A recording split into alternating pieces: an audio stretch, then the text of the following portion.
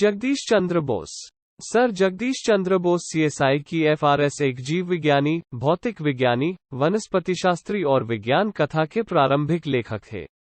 उन्होंने रेडियो और microwave optics की जांच का बीड़ा उठाया, विज्ञान के क्षेत्र में महत्वपूर्ण योगदान दिया और भारतीय उपमहाद्वीप में प्रायोगिक विज्ञान की नींव रखी। IEEE ने उन्हें रेडियो विज्ञान के पिता में से एक का नाम दिया। बोस को बंगाली विज्ञान कथाओं का जनक माना जाता है और उन्होंने पौधों की वृद्धि को मापने के लिए एक यंत्र क्रॉस्कोग्राफ का भी आविष्कार किया।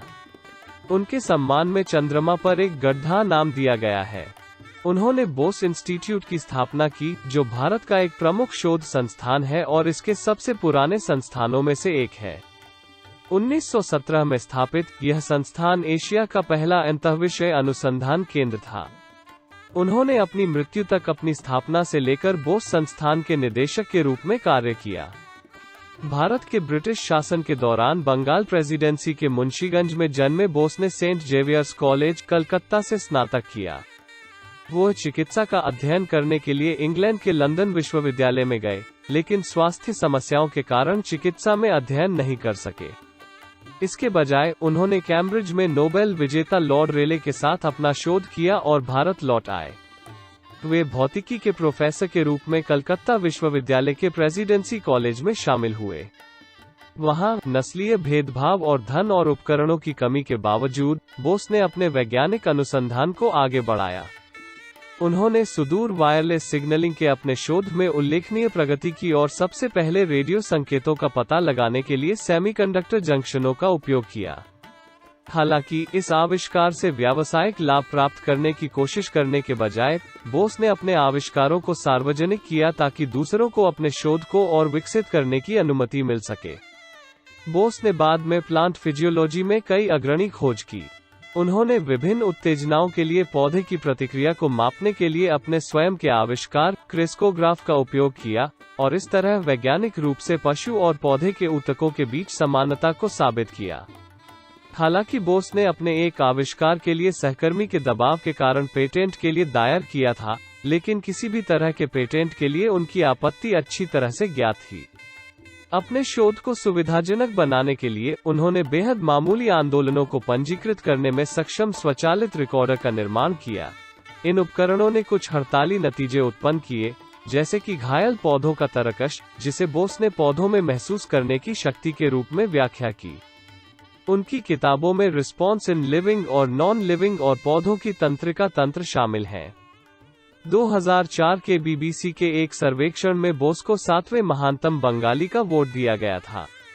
प्रारंभिक जीवन और शिक्षा।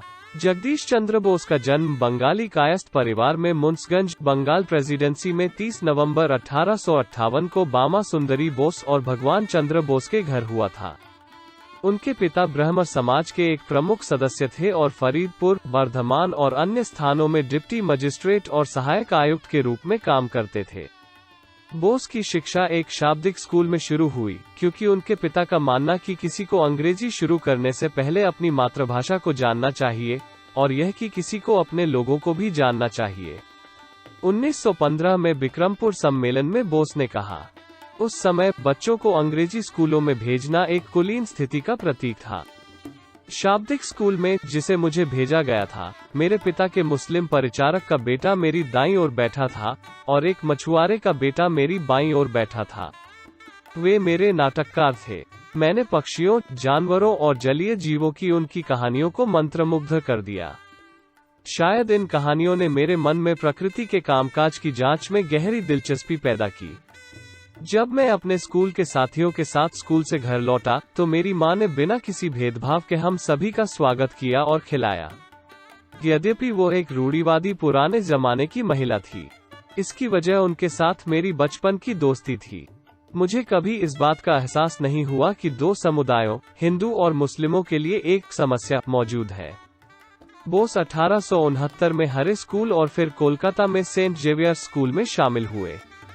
1875 में उन्होंने कलकत्ता विश्वविद्यालय की प्रवेश परीक्षा उत्तीर्ण की और उन्हें कलकत्ता के सेंट जेवियर्स कॉलेज में भर्ती कराया गया। सेंट जेवियर्स में बोस जेसुइट फादर यूजीन लाफोंट के संपर्क में आए, जिन्होंने प्राकृतिक विज्ञानों में अपनी रुचि विकसित करने में महत्वपूर्ण भूमिका निभाई। उन्होंने 1879 में कलकत्ता विश्वविद्यालय से B.A. बोस भारतीय सिविल सेवा के लिए प्रतिस्पर्धा करने के लिए इंग्लैंड जाना चाहते थे। हालांकि उनके पिता, एक सिविल सेवक, ने योजना को रद्द कर दिया था। वो अपने बेटे को एक विद्वान होने की कामना करता है, जो खुद पर शासन करने वाला नहीं होगा। बोस लंदन विश्वविद्यालय में चिकित्सा का अध्ययन करने के लिए इंग्लैंड गए। हालांकि उन्हें खराब स्वास्थ्य के कारण छोड़ना पड़ा। विच्छेदन के कमरे में गंध भी कहा जाता है कि उसकी बीमारी बढ़ गई है। आनंद मोहन बोस, उनके बहनोई और पहले भारतीय रैंगलर की सिफारिश के माध्यम से, उन्होंने प्राकृतिक विज्ञान का अध्ययन करने के लिए कैम्ब्रिज के क्राइस्ट कॉलेज में प्रवेश लिया। उन्होंने 1884 में यूनिवर्सिटी ऑफ लंदन से संबद्ध यूनिवर्सिटी कॉलेज लंदन से कैम्ब्रिज विश्वविद्यालय से B.A. फोस्टर, जेम्स देवर, फ्रांसिस डार्विन, फ्रांसिस बाल्फोर और सिडनी वाइन। जिस समय बोस कैम्ब्रिज में छात्र थे, उस समय प्रफुल्ल चंद्र रॉय एडिनबर्ग के छात्र थे। वे लंदन में मिले और अंतरंग मित्र बन गए। बाद में उनकी शादी प्रसिद्ध नारीवादी और सामाजिक कार्यकर्ता अबला बोस से हुई। बोस पर एक महत्वपूर्ण प्रभाव सिस्टर निवेदिता का था, जिन्होंने वित्तीय सहायता का आयोजन करके और उनकी पांडुलिपियों को संपादित करके उनका समर्थन किया। उसने यह सुनिश्चित किया कि बोस अपने काम को जारी रखने और साझा करने में सक्षम था। रेडियो अनुसंधान। स्कॉटिश सैद्धांतिक भौतिक विज्ञानी जेम्स क्लर्क मैक्सवेल ने गणितीय रूप से विविध तरंग दैर्ध्य के विद्युत चुंबकीय विकिरण के अस्तित्व की भविष्यवाणी की, लेकिन उनकी भविष्यवाणी प्रयोगात्मक रूप से सत्यापित होने से पहले 1879 में उनकी मृत्यु हो गई। 1886 और 1888 के बीच जर्मन भौतिक विज्ञानी हेनरिक हर्ट्ज ने विद्युत चुंबकत्व पर अपने प्रयोगों के परिणामों को प्रकाशित किया, जिसमें मुक्त स्थान में विद्युत चुंबकीय तरंगों के अस्तित्व को दिखाया गया था। इसके बाद ब्रिटिश भौतिक विज्ञानी ओलिवर लॉज, जिन्होंने इलेक्ट्रोमैग्नेटिज्म पर शोध कर रहे थे, ने अगस्त 1894 में हर्ट्जियन तरंगों की अर्ध ऑप्टिकल प्रकृति पर एक स्मारक व्याख्यान का आयोजन किया और प्रकाश और दृष्टि के लिए उनकी समानता का प्रदर्शन किया, जिसमें प्रतिबिंब और संचरण 50 मीटर तक की दूरी पर था। लॉज का काम पुस्तक रूप में प्रकाशित हुआ और भारत में बोस सहित विभिन्न देशों के वैज्ञानिकों का ध्यान आकर्षित किया। बोस के अनुवर्ती माइक्रोवेव अनुसंधान का पहला उल्लेखनीय पहलू यह था कि उन्होंने तरंगों को मिलीमीटर स्तर तक कम कर दिया। उन्होंने अपने प्रकाश जैसी गुणों का अध्ययन करने के लिए लंबी तरंगों के नुकसान का एहसास किया। नवंबर 1894 में कोलकाता के टाउन हॉल में सार्वजनिक प्रदर्शन के दौरान बोस ने बारूद को प्रज्वलित किया और मिलीमीटर रेंज तरंग दैर्ध्य माइक्रोवेव का उपयोग करके दूरी पर एक घंटी बजाई। Lieutenant governor sir William Mackenzie ने कोलकाता टाउन हॉल में बोस के प्रदर्शन को देखा। बोस ने एक बंगाली निबंध अदृश्य आलोक में लिखा, अदृश्य प्रकाश आसानी से ईंट की दीवारों, इमारतों आदि से गुजर सकता है, इसलिए तारों के मध्यस्थता के बिना इसके माध्यम से संदेश प्रेषित किया जा सकता है।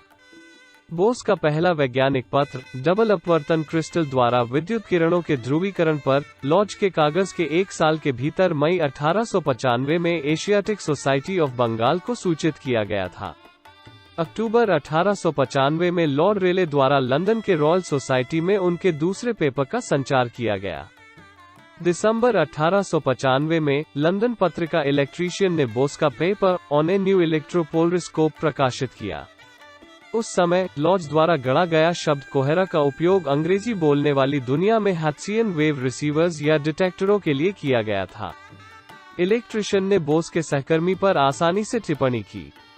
अंग्रेज ने इलेक्ट्रीशियन से उद्धृत किया और निम्नानुसार टिप्पणी की, प्रोफेसर बोस को अपने कोहेरा को पूर्ण और पेटेंट कराने में सफल होना चाहिए।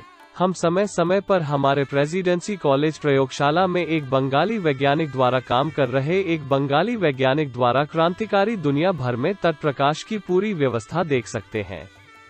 बोस ने अपने कोहेरा को सही करने की योजना बनाई, लेकिन इसे पेटेंट कराने के बारे में कभी नहीं सोचा। बोस 1896 में एक व्याख्यान दौरे पर लंदन गए और इटली के आविष्कारक गुग्लिमो मार्कोनी से मिले, जो एक साल से अधिक समय से रेडियो तरंग वायरलेस टेलीग्राफी प्रणाली विकसित कर रहे थे और इसे ब्रिटिश पोस्ट सेवा के लिए बाजार में लाने की कोशिश कर रहे थे। एक साक्षात्कार में बोस ने वाणिज्यिक टेलीग्राफी में अपनी उदासीनता व्यक्त की और सुझाव दिया कि अन्य लोग उनके शोध कार्य का उपयोग करें। 1899 में बोस ने रॉयल सोसाइटी लंदन में प्रस्तुत एक पेपर में टेलीफोन डिटेक्टर के साथ लोहे पारा आयरन कोहेरर के विकास की घोषणा की। रेडियो विकास में जगह। रेडियो माइक्रोवेव ऑप्टिक्स में बोस का काम विशेष रूप से घटना की प्रकृति का अध्ययन करने की दिशा में था और यह रेडियो को संचार माध्यम में विकसित करने का प्रयास नहीं था। उनका प्रयोग इसी अवधि के दौरान हुआ था जब गुगिमो मार्कोनी विशेष रूप से वायरलेस टेलीग्राफी के लिए डिजाइन किए गए एक रेडियो सिस्टम पर सफलता बना रहे थे और अन्य लोग रेडियो तरंगों के लिए व्यवहारिक अनुप्रयोग पा रहे थे, जैसे कि रूसी भौतिक विज्ञानी अलेक्जेंडर स्टेपानोविच पोपोवियन तरंग आधारित लाइटनिंग डिटेक्टर, जो लॉज द्वारा प्रेरित भी है। प्रयोग। यद्यपि बोस का काम संचार से संबंधित नहीं था, लॉज और अन्य प्रयोगशाला प्रयोगकर्ताओं की तरह संभवतः रेडियो को संचार माध्यम के रूप में विकसित करने की कोशिश कर रहे अन्य आविष्कारकों पर प्रभाव था। बोस को अपने काम को पेटेंट कराने में कोई दिलचस्पी नहीं थी और उन्होंने अपने व्याख्यान में गैलेना क्रिस्टल डिटेक्टर के संचालन का खुलकर खुलासा किया। अमेरिका में एक दोस्त ने उसे अपने डिटेक्टर पर अमेरिकी पेटेंट लेने के लिए राजी किया, लेकिन उसने सक्रिय रूप से इसका पीछा नहीं किया और इसे चूकने दिया। उद्धरण चिन्ह। बोस रेडियो तरंगों का पता लगाने के लिए सेमीकंडक्टर जंक्शन का उपयोग करने वाले पहले व्यक्ति थे और उन्होंने विभिन्न अब सामान्य माइक्रोवेव घटकों का आविष्कार किया। 1954 में पियर्सन और ब्रेटन ने रेडियो तरंगों के डिटेक्टर के रूप में एक सेमी कंडक्टिंग क्रिस्टल के उपयोग के लिए बोस को प्राथमिकता दी। वास्तव में अगले 50 वर्षों के लिए मिलीमीटर तरंग दैर्घ्य पर आगे का काम लगभग न के बराबर था। 1897 में बोस ने लंदन में रॉयल इंस्टीट्यूशन को वर्णित किया। उनका शोध कोलकाता में मिलीमीटर वेवलेंथ में हुआ। उन्होंने वेवगाइड्स, हॉर्न एंटेना, ढांकता हुआ लेंस, विभिन्न पोलराइजर और यहां तक अर्धचालकों का उपयोग 60 हर्ट्ज तक उच्चतर आवृत्तियों पर किया। उनके मूल उपकरण अभी भी अस्तित्व में हैं, खासकर कोलकाता के बोस संस्थान में। अमेरिका के एरिजोना के NRAO 12 मीटर टेलीस्कोप पर उपयोग में लाया जाने वाला एक 1.3 मिलीमीटर मल्टी बीम रिसीवर अपने मूल 997 कागजात से अवधारणाओं को शामिल करता है। 1977 में ठोस राज्य इलेक्ट्रॉनिक्स में अपने योगदान के लिए नोबेल पुरस्कार विजेता सर नेविल मॉट ने टिप्पणी की, जेसी बोस अपने समय से कम 60 साल आगे थे। वास्तव में उन्होंने पी टाइप और एन टाइप सेमीकंडक्टर्स के अस्तित्व का अनुमान लगाया था। उद्धरण चिन्ह। पादप अनुसंधान। बोस ने अपने अधिकांश अध्ययनों का अध्ययन मीमोसा पुडिका और डेस्मोडियम गायरन पौधों पर किया। बायोफिजिक्स के क्षेत्र में उनका प्रमुख योगदान पौधों में विभिन्न उत्तेजनाओं के संचालन की विद्युत प्रकृति का प्रदर्शन था, जो पहले एक रासायनिक प्रकृति के थे। पौधों के हेलियोट्रोपिक आंदोलनों को समझने के लिए बोस ने एक टोरजियल रिकॉर्डर का आविष्कार किया। उन्होंने पाया कि सूरजमुखी के एक तरफ लगाया गया प्रकाश विपरीत दिशा में बढ़ने के कारण टर्बॉट को प्रभावित करता है। ये दावे बाद में प्रायोगिक तौर पर सिद्ध हुए। उन्होंने यह भी सबसे पहले संयंत्र के ऊतकों में माइक्रोवेव की कार्रवाई का अध्ययन करने के लिए और सेल झिल्ली क्षमता में इसी परिवर्तन था। उन्होंने पौधों पर मौसमी प्रभाव के तंत्र, पौधों की उत्तेजनाओं पर रासायनिक अवरोधकों के प्रभाव और तापमान के प्रभाव पर शोध किया। धातु थकान और कोशिका प्रतिक्रिया का अध्ययन। बोस ने पौधों में विभिन्न धातुओं और कार्बनिक ऊतक की थकान प्रतिक्रिया का तुलनात्मक अध्ययन किया। उन्होंने यांत्रिक, तापीय, रासायनिक और विद्युत उत्तेजनाओं के संयोजन के लिए धातुओं का अध्ययन किया और धातुओं और कोशिकाओं के बीच समानता का उल्लेख किया। बोस के प्रयोगों ने उत्तेजित कोशिकाओं और धातुओं दोनों में चक्रीय थकान की प्रतिक्रिया का प्रदर्शन किया, साथ ही साथ जीवित कोशिकाओं और धातुओं दोनों में कई प्रकार की उत्तेजनाओं के बीच एक विशिष्ट चक्रीय थकान और पुनर्प्राप्ति प्रतिक्रिया।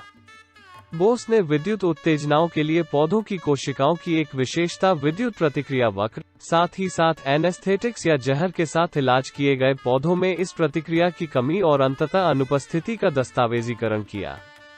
ऑक्सालिक एसिड के साथ इलाज किए गए जस्ता में प्रतिक्रिया भी अनुपस्थित थी। उन्होंने ठंडी धातु की तारों और कार्बनिक कोशिकाओं के बीच लोच में कमी के साथ साथ धातु की वसूली चक्र अवधि पर प्रभाव को भी देखा। कल्पित विज्ञान। 1896 में बोस ने एक छोटी कहानी निरुद्देश्य कहानी लिखी, जिसे बाद में विस्तारित किया गया और 1921 में अब तक के संग्रह में नए शीर्षक पलातक तुप के साथ जोड़ा गया। यह बंगाली विज्ञान कथाओं के पहले कार्यों में से एक था। इसका अंग्रेजी में बोधिसत्व चट्टोपाध्याय ने अनुवाद किया है। बोस संस्थान 1917 में बोस ने कोलकाता, पश्चिम बंगाल, भारत में बोस संस्थान की स्थापना की। उनके निधन तक बोस पहले 20 वर्षों तक इसके निदेशक थे। आज यह भारत का एक सार्वजनिक शोध संस्थान है और सबसे पुराना भी है। बोस ने 30 नवंबर 1917 को अपने उद्घाटन भाषण में संस्थान को राष्ट्र को समर्पित करते हुए कहा, मैं आज इस संस्थान को समर्पित करता हूँ, केवल एक प्रयोगशाला नहीं बल्कि एक मंदिर। भौतिक विधियों की शक्ति उस सत्य की स्थापना पर लागू होती है जिसे प्रत्यक्ष रूप से हमारी इंद्रियों के माध्यम से महसूस किया जा सकता है, या कृत्रिम रूप से निर्मित अंगों के माध्यम से अवधारणात्मक सीमा के विशाल विस्तार के माध्यम से। 32 साल पहले मैंने विज्ञान का शिक्षण चुना था मेरे व्यवसाय के रूप में। यह माना जाता था कि अपने बहुत ही अजीब संविधान के द्वारा भारतीय मन हमेशा प्रकृति के अध्ययन से दूर आध्यात्मिक अनुमानों की ओर रुख करेगा। यहाँ तक जांच की क्षमता और सटीक अवलोकन को मौजूद माना गया था। उनके रोजगार के लिए कोई अवसर नहीं थे। वहाँ न तो अच्छी तरह से सुसज्जित प्रयोगशालाएं थीं और न ही कुशल यांत्रिकी। यह सब बहुत सच था। यह मनुष्य के लिए परिस्थितियों की शिकायत करने के लिए नहीं है, बल्कि बहादुरी से स्वीकार करने, संघर्ष करने और उन पर हावी होने के लिए है। और हम उस दौड़ से संबंधित हैं, जिसने सरल साधनों के साथ महान कार्यों को पूरा किया है। विरासत और सम्मान। इतिहास में बोस के स्थान का अब पुनर्मूल्यांकन किया गया है। उनके काम ने रेडियो संचार के विकास में योगदान दिया हो सकता है। उन्हें मिलीमीटर लंबाई के विद्युत चुंबकीय तरंगों की खोज और बायोफिजिक्स के क्षेत्र में अग्रणी होने का श्रेय भी दिया जाता है। उनके कई उपकरण अभी भी प्रदर्शन पर हैं और 100 वर्षों के बाद अब काफी हद तक उपयोग योग्य हैं। उनमें विभिन्न एंटेना, पोलराइजर और वेवगाइड शामिल हैं, जो आज आधुनिक रूपों में उपयोग में बने हुए हैं। 1958 में उनकी जन्म शताब्दी मनाने के लिए पश्चिम बंगाल में JBNSTS छात्रवृत्ति कार्यक्रम शुरू किया गया था। उसी वर्ष भारत ने एक डाक टिकट जारी किया जिसमें उनका चित्र अंकित था। उसी वर्ष पीयूष बोस द्वारा निर्देशित एक डॉक्यूमेंट्री फिल्म आचार्य जगदीश चंद्र बोस रिलीज हुई। इसका निर्माण भारत सरकार के फिल्म प्रभाग द्वारा किया गया था। फिल्म्स डिवीजन ने एक और डॉक्यूमेंट्री फिल्म का भी निर्माण किया, जिसका शीर्षक फिर से आचार्य जगदीश चंद्र बोस रखा गया। इस बार प्रमुख भारतीय फिल्म निर्माता तपन सिन्हा ने निर्देशित किया। 14 सितंबर 2012 को मिलीमीटर बैंड रेडियो में बोस के प्रयोगात्मक कार्य को इलेक्ट्रिकल और कंप्यूटर इंजीनियरिंग में IEEE मील का पत्थर के रूप में मान्यता दी गई थी, जो भारत में इस तरह की पहली मान्यता थी। 30 नवंबर 2016 को बोस को उनके जन्म की 158वीं वर्षगांठ पर एक गूगल डूडल में मनाया गया था। बैंक ऑफ इंग्लैंड ने एक प्रतिष्ठित वैज्ञानिक के साथ 50 UK पाउंड मुद्रा नोट को फिर से डिजाइन करने का निर्णय लिया है। भारतीय वैज्ञानिक सर जगदीश चंद्र बोस को वाईफाई तकनीक पर अपने अग्रणी काम के लिए उस नामांकन सूची में चित्रित किया गया है। JMC Bose university of science and technology YMCA ने उनके सम्मान में नामित किया। भारतीय साम्राज्य के आदेश का अनुपालन। The order of the star of India, night bachelor, royal society के फेलो, वियना विज्ञान अकादमी के सदस्य। 1928 1927 में भारतीय विज्ञान कांग्रेस के 14वें सत्र के अध्यक्ष। 1929 में finish society of sciences and letters के सदस्य। बौद्धिक सहयोग के लिए राष्ट्र संघ की समिति के सदस्य। भारत के राष्ट्रीय विज्ञान संस्थान के संस्थापक साथी। 25 जून 2009 को आचार्य जगदीश चंद्र बोस भारतीय वनस्पति उद्यान के रूप में उनके सम्मान में भारतीय वनस्पति उद्यान का नाम बदल दिया गया। 2004 में बोस को BBC के अब तक के सबसे महान बंगाली पोल में 7वें स्थान पर रखा गया था। प्रकाशनों। पत्रिकाएं। प्रकृति ने लगभग 27 पत्र प्रकाशित किए। बोस JC। इलेक्ट्रोलाइट के संपर्क में धातु में यांत्रिक गड़बड़ी के साथ इलेक्ट्रोमोटिव वेव पर। प्रोक। ट्रॉय सोक। 70:273-294। डोई 10.1098 RSPL.1902.0029। Bose JC। Sur la représente électrique de la matière vivante et ennemie somme se uni excitation, dex procede de Burson de la réponse de la matière vivante. Journal de Physique. 4:481-491. पुस्तकें. Living and non living में प्रतिक्रिया 1902. शारीरिक जांच के साधन के रूप में पौधे की प्रतिक्रिया 1906. तुलनात्मक विद्युत शरीर विज्ञान एक भौतिक शारीरिक अध्ययन 1907. पौधों की चिड़चिड़ापन पर शोध 1913.